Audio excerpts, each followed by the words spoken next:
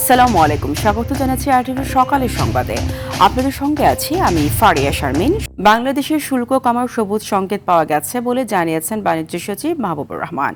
বাংলাদেশের ওপর আরোপিত 35% পাল্টা শুল্ক কমানোর বিষয়ে চূড়ান্ত দর কষাকষির প্রথম দিনে যুক্তরাষ্ট্রের কাছ থেকে সবুজ সংকেত পাওয়া গেছে বলে বাংলাদেশের একটি জাতীয় গণমাধ্যমকে জানিয়েছেন বাণিজ্য সচিব মাহবুবুর রহমান।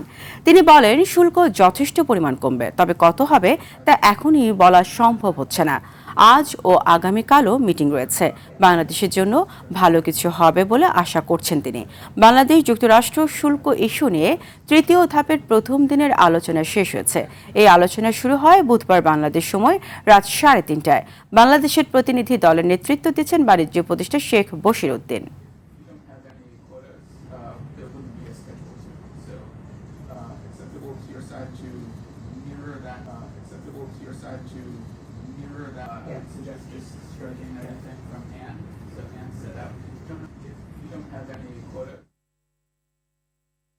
দর্শক, যুক্তরাষ্ট্রের শুল্ক ইস্যুতে বৈঠকের সর্বশেষ পরিস্থিতি জানাতে যুক্তরাষ্ট্র থেকে সরাসরি যুক্ত হচ্ছেন সহকর্মী হাসান মোল্লা।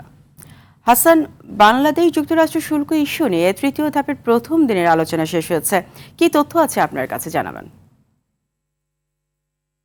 যুক্তরাষ্ট্র ও বাংলাদেশের বাণিজ্য ঘাটতি দূর করার জন্য যে বাণিজ্যিক বৈঠক অনুষ্ঠিত হয়েছে আজকে বুধবার এবং আগামীকাল এবং আগামী পরশুদিনও যে বৈঠক চলবে সেটা শেখ বশিরউদ্দিন এর নেতৃত্বে, সেখানে বাংলাদেশের উপর পাল্টা শুল্ক যেটা 35% আরোপ করা হয়েছে সেটা কমার সবুজ সংকেত পাওয়া গেছে বলে জানা যায়। তবে কতটুকু কমবে এ বিষয়ে কোনো তথ্য এখনো পাওয়া যায়নি। সর্বশেষ তথ্য অনুযায়ী আমরা যতটুকু জানিছি, শেখ বশিরউদ্দিনের নেতৃত্বের প্রতিনিধি দলের দর কষাকষি চলছে এবং আজকে এবং আগামীকালও বৈঠক চলমান থাকবে। তবে শেষ বৈঠক না হওয়া পর্যন্ত জানা যাচ্ছে না কতটুকু শুল্ক আরো কমতে পারে বাংলাদেশের উপর যুক্তরাষ্ট্রের। এই ছিল আমার কাছে যুক্তরাষ্ট্রের নিউ ইয়র্ক থেকে বাণিজ্য শুল্ক নিয়ে সর্বশেষ সংবাদ। হাসান, আপনাকে ধন্যবাদ। দেশের তৈরি পোশাকের সবচেয়ে বড় পাইকারি বাজার কেরানীগঞ্জ গার্মেন্টস পল্লী। এখানে গড়ে ওঠা 10,000 কারখানা ও 6,000 শোরুম চাহিদা মেটায় দেশের শতকরা 70% পোশাকের। তবে অপরিকল্পিতভাবে গড়ে ওঠায় অগ্নিঝুঁকিতে রয়েছে পোশাক পল্লীটি। স্থানীয়রা বলছেন, কিছুদিন পর পর এখানে অগ্নি দুর্ঘটনা ঘটলেও নেওয়া হয়নি তেমন কোনো পদক্ষেপ। কেরানীগঞ্জ থেকে রাজু আহমেদের তথ্যচিত্রে জানাচ্ছেন নাদিরা সুলতানা। বুড়িগঙ্গার কুল ঘেঁষে গড়ে উঠেছে কেরানীগঞ্জ গার্মেন্টস পল্লী। দেশের সর্ববৃহৎ পাইকারি এ পোশাক পল্লীতে কাজ করে 5 লাখের বেশি মানুষ। এতে মানুষের নিরাপত্তা নিশ্চিতে এখনও নেই অগ্নি নির্বাপক ব্যবস্থা।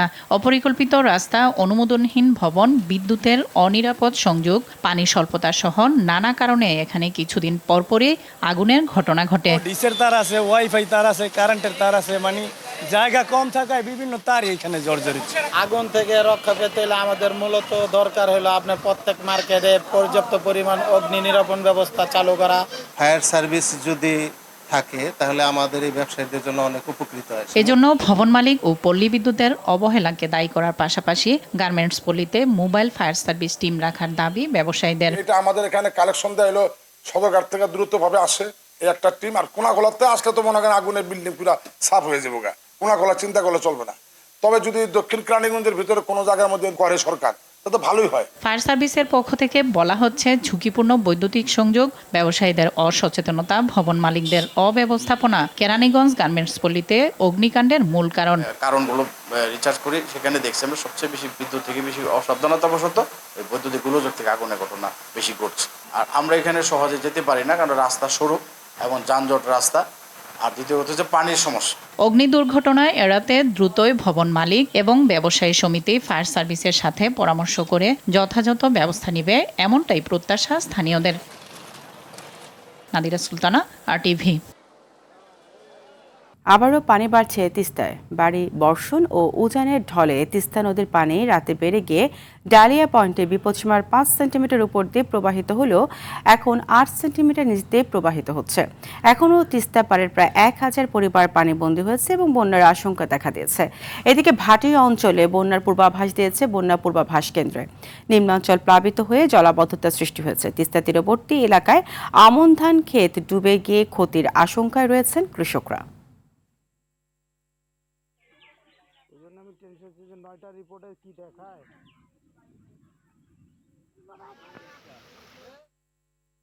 তিস্তা নদীর সর্বশেষ অবস্থা জানাতে লালমনিরহাট থেকে সরাসরি যুক্ত হচ্ছেন সহকর্মী তন্ময় আহমেদ নয়ন।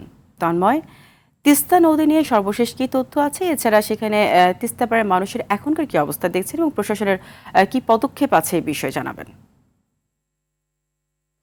ফারিয়া, গতকাল সন্ধ্যা থেকেই তিস্তা নদীর পানি বিপদসীমা বরাবর প্রবাহিত হচ্ছিল। গত রাত 12টায় কিন্তু বিপদসীমার 7 সেন্টিমিটার উপর দিয়ে প্রবাহিত হয়েছে। তো সারা রাতি আসলে পানি বেড়েছে, ভোর রাতের দিকে কমার কথা থাকলেও এখনো ওভাবে কমছে না।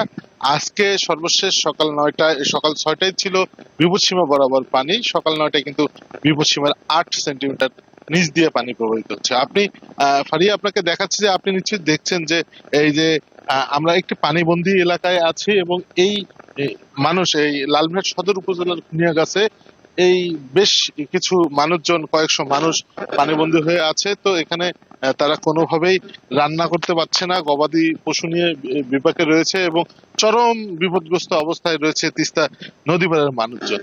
আমি যদি আপনাকে জানাই, গতকালকে এই পানির তোরের কারণে কিন্তু হাতীবান্ধা উপজেলার ধবলসতী এলাকার একটি রাস্তা কিন্তু ভেঙে গিয়েছে এবং 5টি উপজেলার কয়েক হাজার মানুষ পানিবন্দী রয়েছে। আমরা কথা বলেছি পানিবন্দী মানুষজনের সঙ্গে, তারা আমাদেরকে যেমন জানিয়েছেন যে গত রাত থেকে এখন পর্যন্ত কিন্তু প্রশাসনের পক্ষ থেকে কোনো প্রকার সহযোগিতা করা হয়নি। তো আমরা কয়েকজন পানিবন্দী মানুষজন বলেছেন যে তারা সকাল থেকে আসলে না খেয়ে রয়েছেন, কোনো রান্না করার কোনো ব্যবস্থা নেই, বাড়ি ছেড়ে তারা উঁচু জায়গায় অবস্থান নিয়েছেন। কিছুক্ষণ আগেই জেলা প্রশাসক HM রকিব হায়দারের সঙ্গে আমার কথা হয়েছে, তিনি যেমনটি জানিয়েছেন যে আমরা গত রাত থেকে বিভিন্ন জায়গায় পানির কারণে রাস্তাঘাট ভেঙে যাচ্ছে, সেগুলো আমরা ঠিকঠাক করছি এবং পানিবন্দী মানুষের জন্য শুকনো খাবার তারা বরাদ্দ রেখেছে। তো লালমনিরহাটের পানিবন্দী এলাকা থেকে এই ছিল আমার কাছে সর্বশেষ খবর। তন্ময়, আপনাকে ধন্যবাদ। মাইলস্টোন স্কুল বিমান দুর্ঘটনায় জাতীয় বার্ন ইউনিটে 33 জন ভর্তি রোগী রয়েছে। রোগীদের পরিচর্যার পর পর্যায়ক্রমে ছাড়পত্র দেওয়ার সিদ্ধান্ত নেবে জাতীয় বার্ন ইনস্টিটিউট। এছাড়া 3 জন সংকটাপন্ন থাকলেও চলছে নিবিড় পর্যবেক্ষণ। হাসপাতালের পরিচালক অধ্যাপক ডাক্তার নাসির উদ্দিন জানান, 33 জনের মধ্যে শিশু আছে 27 জন এবং প্রাপ্তবয়স্ক 6 জন। 30% উপর দগ্ধ রোগীর সংখ্যা 8 জন। ভর্তি রোগীদের শারীরিক চিকিৎসার পাশাপাশি মানসিক সুস্থতাকেও সর্বোচ্চ অগ্রাধিকার দেওয়া হচ্ছে বলে জানিয়েছে জাতীয় বার্ন ইনস্টিটিউটের পরিচালক।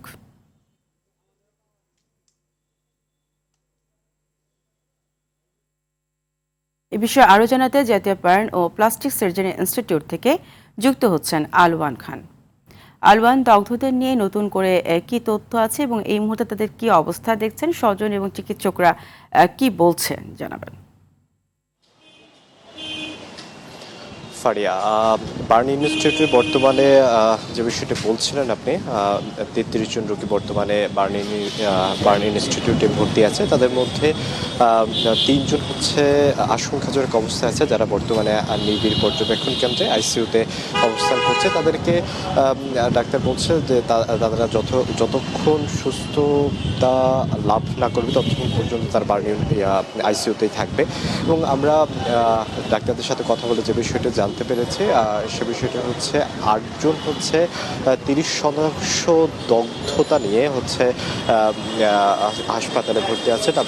তারা হচ্ছে সিভিয়ার যে ক্যাটাগরি, সেই ক্যাটাগরিতে তারা বর্তমানে আছে। সেই ক্যাটাগরি সুস্থতা এবং তাদের যে এই চিকিৎসা এখন কার্যক্রম হচ্ছে গুরুত্ব দিচ্ছে খুব বেশি। এবং হচ্ছে যে বাকি 19 জন যারা হচ্ছে ওয়ার্ডে আছে এবং অন্যান্যরা হচ্ছে বিভিন্ন কেবিন ওয়ার্ড মিলিয়ে হচ্ছে এখানে চিকিৎসাধীন অবস্থায় আছে।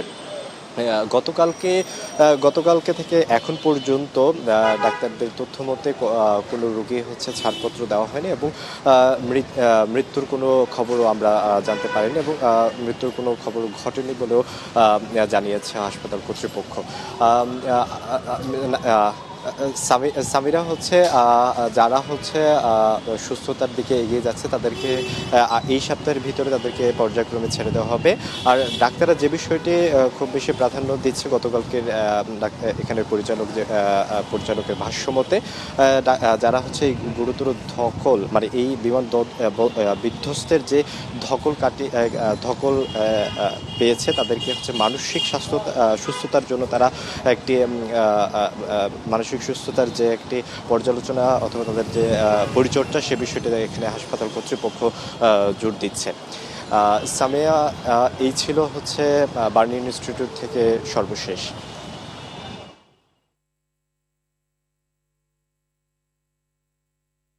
ধন্যবাদ আপনাকে। 30 জুলাই দেশে চলমান ছাত্র আন্দোলন রূপ নেয় গণ আন্দোলনে। এদিন মধ্যরাত থেকে লাল হতে থাকে দেশের সব স্তরের জনতার সামাজিক যোগাযোগ মাধ্যম। প্রশ্ন ওঠে বৈষম্য বিরোধী আন্দোলনের সমন্বয়কদের ডিবি হেফাজতে আটকে রাখা নিয়ে। দেশে চলমান সহিংসতা ও হত্যাকাণ্ড নিয়ে সরব হয়ে ওঠে বিভিন্ন আন্তর্জাতিক সংস্থা। জুলাইয়ের ঘটনাবহুল এদিনের বিস্তারিত থাকছে জাকারিয়া খানের রিপোর্টে। ইতিহাসকে সাক্ষী করে খাদের কিনারে দাঁড়ানো বাঙালি জাতি বারবার ঘুরে দাঁড়িয়েছে বীর দর্পে। শোষণ, অত্যাচার ও নিপীড়নের শেকল ভেঙে দুমড়ে মুচড়ে দিয়েছে শোষকের বিষদাঁত। 30 জুলাই থেকে একই সুতোয় বাধা পড়তে থাকে চলমান আন্দোলনের পক্ষে সব শক্তি। মধ্যরাত থেকেই লাল হতে শুরু করে দেশের মানুষের সামাজিক যোগাযোগ মাধ্যমের প্রোফাইল ছবি। এদিন সকাল থেকেই প্রতিবাদে সরব হয়ে ওঠে সারা দেশ। খুলনা, চট্টগ্রাম, কিশোরগঞ্জ, পঞ্চগড় সহ সারা দেশে বিক্ষোভে ফুঁসে ওঠে ছাত্র জনতা। হত্যাকাণ্ড ও সহিংসতার পুঙ্খানুপুঙ্খ তদন্ত চায় জাতিসংঘ, ইউরোপীয় ইউনিয়ন সহ বিভিন্ন বিদেশি সংগঠন। তৎকালীন সরকার নিজেদের কৃতকর্ম গোপন করতে চালাতে থাকে নানান অপপ্রচার। তবে আন্দোলনের যে বীজ বপিত হয়ে গেছে এতদিনে তা তরুলতায় রূপ নিয়ে ছড়িয়ে পড়ে দৃঢ় কাণ্ড শাখা প্রশাখায়। জাকারিয়া খান, RTV, ঢাকা। জুলাই বিপ্লবে অংশ নিয়ে পুলিশের গুলিতে পা হারান বগুড়ার সারিয়াকান্দির ছেলে শফিকুল ইসলাম রতন। একমাত্র উপার্জনক্ষম ব্যক্তির পঙ্গুত্বে থমকে গেছে তার সংসার। অটোরিকশা চালিয়ে 2 মেয়েকে পড়াশোনা করালেও জীবনে কাল হয়ে দাঁড়ায় আন্দোলনে পাওয়া পায়ের ক্ষত। এমন অবস্থায় সন্তানদের লেখাপড়া সহ পরিবারে খরচ জোগাতে হিমশিম খাচ্ছেন রতন। বগুড়ার সারিয়াকান্দি থেকে শাহাদাত জামানের পাঠানো তথ্যচিত্রে আরও জানাচ্ছেন আব্দুল হামিদ। 2003 সালে যমুনা নদীর ভাঙনের শিকার হয়ে ভিটেমাটি হারিয়ে ঢাকায় পাড়ি জমান বগুড়ার সারিয়াকান্দির শফিকুল ইসলাম রতন। তার অটোরিকশা চালানোর আয় দিয়ে চলত পুরো পরিবার। গেল বছরের 16 জুলাই গাজীপুরের শফিপুর এলাকায় মিছিলে অংশ নিলে সেখানে পুলিশের ছোড়া গুলিতে ডান পায়ে গুলিবিদ্ধ হন তিনি। অবস্থার অবনতি হলে এক পর্যায়ে তার ডান পা কেটে ফেলেন চিকিৎসকরা। ব্রাক ব্যাংকের সহায়তায় একটি কৃত্রিম পা পেলেও অনিশ্চিত ভবিষ্যৎ নিয়ে চিন্তিত এই জুলাই যোদ্ধা। আমাদেরকে সদৃষ্টিতে দেখুক, আমার দুটো মেয়ে দুটো লেখাপড়া করতেছে। সরকারের কাছে আমার আকুল আবেদন যে আমার মেয়েটাকে যদি একটা সরকারি চাকরি দেয় তাহলে আমি সরকারের কাছে খুব কৃতজ্ঞতা হচ্ছি। বড় মেয়ে সুস্মিতা আক্তার বগুড়া সৈয়দ আহমেদ বিশ্ববিদ্যালয় কলেজের প্রথম বর্ষে, আর ছোট মেয়ে মরিয়ম আক্তার সারিয়াকান্দি পাইলট বালিকা উচ্চ বিদ্যালয়ে 7ম শ্রেণীতে পড়াশোনা করছেন। বাবার এমন অবস্থায় সরকারের কাছে সহযোগিতা চান তারা। তার উপরে আমাদের সংসারটা চলতো। এখন তিনি পঙ্গুত্ব বরণ করেছে, আয় করার মতো তার কোনো ক্ষমতা নাই। তারা কামাই করার তো কোনো সমর্থন নাই, আশা ভরসা কিছুই নাই। এভাবে দিন পেট কষ্টে যাচ্ছে। আমাদের সরকারের কাছে একটাই চাওয়া যে আমাদের সংসারের একটা আর্থিক ব্যবস্থা করে দেওয়ার মতো। রতনের মতো আত্মত্যাগী জুলাই যোদ্ধাদের নিঃস্বার্থ অবদানের কারণেই স্বৈরাচার মুক্ত দেশ পেয়েছে জাতি। জীবিকা নির্বাহের জন্য তাকে প্রয়োজনীয় সহযোগিতার অনুরোধ জানিয়েছেন স্বজন ও এলাকাবাসী। আব্দুল হামিদ, RTV। দেশ করতে জুলাই পদযাত্রা কর্মসূচির অংশ হিসেবে নরসিংদীতে পথসভা ও সমাবেশে অংশ নিচ্ছেন এনসিপির কেন্দ্রীয় নেতারা। এই কর্মসূচিকে ঘিরে পুরো জেলায় চলছে ব্যাপক প্রস্তুতি। বিকেলে নরসিংদী পৌরসভার সামনে আয়োজিত সমাবেশে অর্ধলক্ষাধিক মানুষের সমাগমের আশা জেলার নেতাদের। এদিকে এনসিপির কেন্দ্রীয় নেতারা গেল রাতেই গাজীপুর থেকে পথসভা শেষ করে নরসিংদীর উদ্দেশ্যে যাত্রা করে এবং নরসিংদীতে রাত্রি যাপন করে। দুপুরে নরসিংদী ক্লাবে জেলার বৈষম্য বিরোধী আন্দোলনের শহীদ পরিবারের সাথে দুপুরের খাবার শেষে মতবিনিময় করে। পরে বিকেল 4:30টায় নরসিংদী জেলখানা মোড় থেকে পদযাত্রা শুরু করবেন। বিকেল 5টার দিকে নরসিংদী পৌরসভার সামনে পথসভা করবেন। এলাকায় নিরাপত্তা ব্যবস্থা জোরদার করা হয়েছে বলে জানিয়েছেন নরসিংদী অতিরিক্ত পুলিশ সুপার সুজন চন্দ্র সরকার। কয়েক দশকের মধ্যে সবচেয়ে ভয়াবহ ভূমিকম্প আঘাত এনেছে রাশিয়ার পূর্বাঞ্চলে। রিক্টার স্কেলে এর মাত্রা ছিল 8.7। শক্তিশালী এই ভূমিকম্পের জেরে সুনামি আঘাত এনেছে জাপানে। পাশাপাশি ভয়াবহ সুনামি সতর্কতা জারি করা হয়েছে আর বেশ কয়েকটি দেশে। দুর্যোগপ্রবণ এলাকাগুলোর বাসিন্দাদের ইতোমধ্যে নিরাপদ আশ্রয়ে সরে যাওয়ার নির্দেশ দিয়েছে দেশগুলোর কর্তৃপক্ষ। বিস্তারিত বিন ইয়ামিনের রিপোর্টে।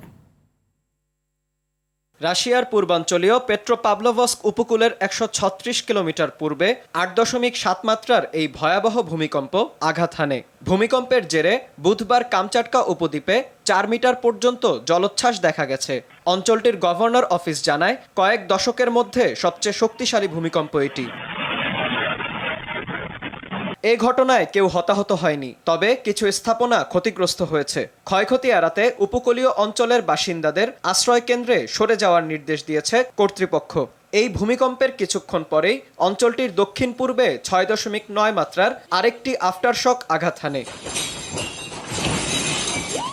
ভূমিকম্পের প্রভাবে জাপানের হোক্কাইডোতে আঘাত হেনেছে সুনামি। সেখানে 3 থেকে 4 ফুট উচ্চতার ঢেউ আছড়ে পড়ছে উপকূলে। দুর্যোগ ব্যবস্থাপনায় জরুরি কমিটি গঠনের ঘোষণা দিয়েছে দেশটি। যুক্তরাষ্ট্রের সুনামি সতর্কতা কেন্দ্র জানিয়েছে, হাওয়াই দ্বীপপুঞ্জের উত্তর পশ্চিম এলাকায় বিপজ্জনক সুনামি আঘাত হানতে পারে। তাই উপকূলের বাসিন্দাদের নিরাপদ আশ্রয়ে সরে যেতে নির্দেশ দিয়েছে স্থানীয় কর্তৃপক্ষ। এছাড়া উত্তর ও দক্ষিণ কোরিয়া, তাইওয়ান ও মার্শাল দ্বীপপুঞ্জ সহ কয়েকটি অঞ্চলেও ছোট আকারের ঢেউ আঘাত হানার আশঙ্কা আবহাওয়াবিদদের। বিন ইয়ামিন, RTV। দেখছেন সকালের সংবাদ। এবার নিচ্ছে হাইসেন্স সংবাদ বিরতি, ফিরে আরও থাকছে।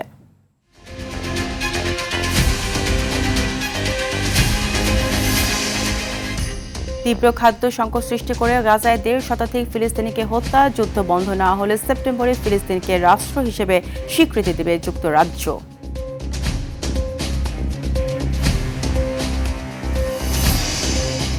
এবং 37 বছর পর ইংলিশ চ্যানেল পাড়ি দিলেন বাংলাদেশের 2 সাঁতারু মাহফিজুর রহমান সাগর ও নাজমুল হক হিমেল। সময় নেন 12 ঘন্টা 10 মিনিট।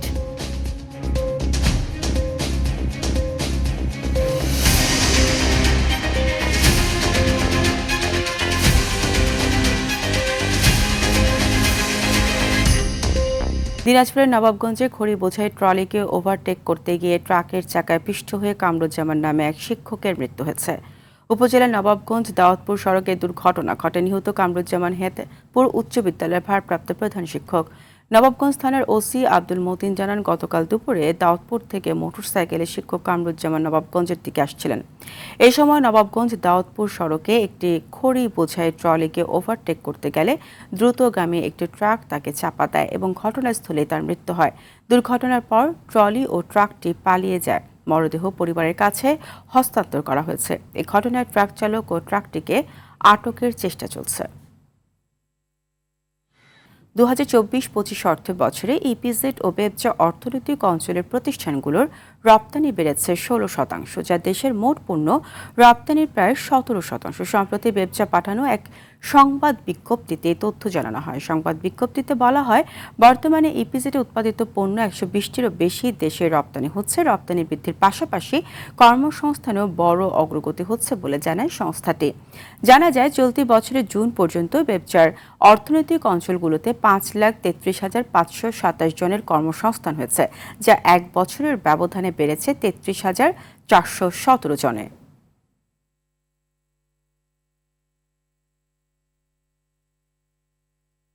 পটুয়াখালীতে সাম্প্রতিককালে নিম্নচাপের প্রভাবে বিপদসীমার উপর দিয়ে পানি প্রবাহিত হওয়ায় বেশ কিছু এলাকায় বেড়িবাঁধ ভেঙে গেছে। নতুন ও পুরাতন ভাঙা বেড়িবাঁধ দিয়ে জোয়ারের পানি প্রবল বেগে ঢুকে পড়ে লোকালয়ের মধ্যে। এতে থমকে গেছে ভুক্তভোগী পরিবারগুলোর স্বাভাবিক জীবনযাত্রা। এদিকে এইসব ক্ষতিগ্রস্ত বেড়িবাঁধ শিগগিরই মেরামতের আশ্বাস পানি উন্নয়ন বোর্ডের। পটুয়াখালী প্রতিনিধি মুফতি সালাউদ্দিনের পাঠানো তথ্যচিত্রে বিস্তারিত জানাচ্ছেন আবরার মাহি। পটুয়াখালীতে ৩৭টি পোল্ডারের আওতায় ১,৩৩৫ কিলোমিটার বেড়িবাঁধ রয়েছে। এর মধ্যে পটুয়াখালী ডিভিশনের অধীনে ৮২২ কিলোমিটার এবং কলাপাড়া সার্কেলের অধীনে ৫১৩ কিলোমিটার বেড়িবাঁধ। এসব বেড়িবাঁধের মধ্যে রাঙাবালির চালিতা বুনিয়া ও চরমন্তাজ ইউনিয়ন দুটির বেড়িবাঁধের অবস্থা ভয়াবহ। সামান্য জোয়ারের পানি বৃদ্ধি পেলেই এই ইউনিয়নটি তলিয়ে যায়। ঝড়, বন্যা ও জলোচ্ছ্বাস দেখা দিলে চরম ঝুঁকি ও আতঙ্কে থাকে এই ইউনিয়নের বাসিন্দারা। প্রত্যেক জোয়ারই ভেঙে যায়, আর ওই জায়গায় তো আমার স্থায়ীভাবে কোনো বেড়িবাঁধ দেয় না, যার কারণে এই সমস্যাটা। বীজপালা নষ্ট হয়ে গেছে, গাছপালা সব শেষ, ঘরে মরমান পানি। আপনার দুই জায়গাতে ভাঙছে, সামনে এক জায়গা দিয়ে একবারে সাইড দিয়ে ভাঙছে, মানে দুই পাশ দিয়ে ভাঙছে। ধান ফান সব বৃষ্টি নষ্ট হয়ে গেছে, আবার এই যে আনলে আপনার বৃষ্টির কোপে আনছা বসতে যায়। ক্ষতিগ্রস্ত এসব বেড়িবাঁধ খুব শিগগিরই মেরামত করে পানি প্রবাহ বন্ধ করা হবে বলে জানান এ কর্মকর্তা। সম্প্রতি যে নিম্নচাপটি আঘাত এনেছে তার ফলে কিছু স্থানে বেড়িবাঁধ ক্ষতিগ্রস্ত হয়েছে। আমরা অলরেডি ক্ষতিগ্রস্ত বেড়িবাঁধ মেরামতের জন্য কাজ শুরু করেছি। আশা করি অতি শীঘ্রই আমাদের যে সকল জায়গাতে বাঁধ ক্ষতিগ্রস্ত হয়েছে বা ভেঙে গেছে সেগুলো মেরামত করে লোকালয়ে পানি প্রবেশ বন্ধ করতে পারবো। ক্ষতিগ্রস্ত বেড়িবাঁধগুলো দ্রুত মেরামত করে উপকূল অঞ্চলের জনসাধারণের নিরাপত্তা ব্যবস্থা সুরক্ষিত করা হবে, এমনটাই প্রত্যাশা উপকূলবাসীর। আবরার মাহি, RTV। সামান্য বৃষ্টিতেই তলিয়ে যাচ্ছে ঝিনাইদহের কালীগঞ্জ পৌরসভার অধিকাংশ এলাকা।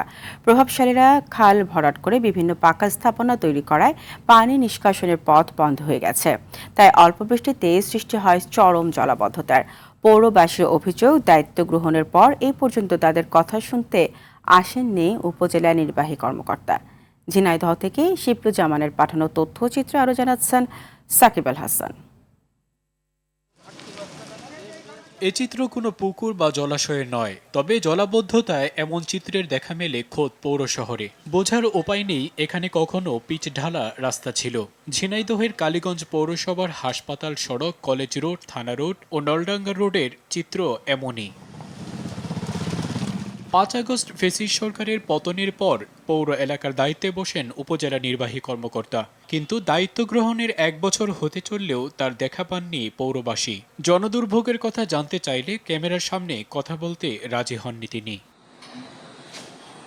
প্রভাবশালীরা খাল ভরাট করে বিভিন্ন পাকা স্থাপনা তৈরি করায় পানি নিষ্কাশনের পথ বন্ধ হয়ে গেছে। তাই সামান্য বৃষ্টিতেই সৃষ্টি হয় চরম জলাবদ্ধতা। দীর্ঘদিন সংস্কারের অভাবে চলাচল অনুপযোগী হওয়ায় নাগরিক ভোগান্তি এখন চরমে। আমাদের এই পৌরসভার ভেতর যে কটা রাস্তা আছে, মানে ৭ নম্বর ওয়ার্ডের ভেতর বিশেষ করে আমাদের ড্রেন নেই। একটা মানুষ এমনি বাচ্চা কাছে আপাত বিপদে আমাদের চলার মতো কোনো ব্যবস্থা নাই। ক্ষোভে প্রতিবাদে অনেকেই মাছ চাষ করছেন সড়কে। এটা কি পৌরসভা না ধানের ভুঁই? ট্যাক্সের বেলায় তো আপনারা ঠিকই নিয়ে যাচ্ছেন, অথচ আমাদের এই দুর্ভোগটা দেখার কেউ নেই। রাস্তায় এত পরিমাণ পানি জমছে, বাড়ির থেকে বাচ্চা কাচ্চা রোগ ব্যাধি হচ্ছে। পৌর এলাকার এসব সমস্যা সমাধানে দ্রুত ব্যবস্থা নেওয়ার দাবি স্থানীয়দের। সাকিব আল হাসান, RTV। বর্বর ইসরায়েলের হামলায় ফিলিস্তিনের গাজায় নিহতের সংখ্যা ৬০,০০০ ছাড়িয়েছে। উপত্যকাটিতে প্রায় ২২ মাস ধরে চলা সংঘাতের সময় হত্যা করা হয়েছে এই ফিলিস্তিনিদের। নৃশংস হামলার পাশাপাশি গাজা অবরোধ করে তীব্র খাদ্য সংকট সৃষ্টি করেছে ইসরায়েল। এর জেরে মৃত্যু হয়েছে ১৫০ শতাধিক মানুষের, তাদের বেশিরভাগই শিশু। ২০২৩ সালের ৭ অক্টোবর থেকে গাজায় নির্বিচারে হামলা চালিয়ে যাচ্ছে ইসরায়েলি বাহিনী। হামলা শুরুর পর ৬৬২ দিনে ৬০,০৩৪ ফিলিস্তিনি নিহত হয়েছে। সে হিসেবে প্রতিদিন নিহত হয়েছে ৯০ জনেরও বেশি। আর হামলা শুরুর পর থেকে আহত হয়েছে ১,৪৫,৮৭০ ফিলিস্তিনি। এদিকে গাজায় চলমান যুদ্ধ বন্ধ না হলে ও টেকসই শান্তি প্রক্রিয়ার জন্য কার্যকর পদক্ষেপ না নিলে সেপ্টেম্বর মাসে ফিলিস্তিনকে রাষ্ট্র হিসেবে স্বীকৃতি দেবে যুক্তরাজ্য। এমন কঠোর বার্তা দিয়েছেন দেশটির প্রধানমন্ত্রী কিয়ার স্টারমার। জরুরি মন্ত্রিসভা বৈঠক শেষে এক সরকারি বিবৃতিতে এই সিদ্ধান্ত জানানো হয়। ৩৭ বছর পর ইংলিশ চ্যানেল পাড়ি দিলেন বাংলাদেশের 2 সাঁতারু মাহফিজুর রহমান সাগর ও নাজমুল হক হিমেল। বাংলাদেশ ও ভারতে 4 জন ইংলিশ চ্যানেল পাড়ি দিতে রিলে সাঁতারে অংশ নিয়েছিলেন।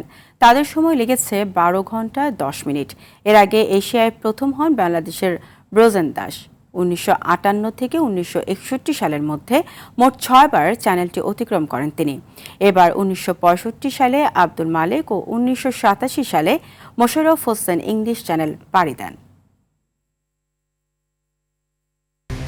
সকালের সংবাদ এ পর্যন্তই। মধ্যাহ্নের সংবাদ দুপুর 12টায় দেখার আমন্ত্রণ রইল। ধন্যবাদ সবাইকে।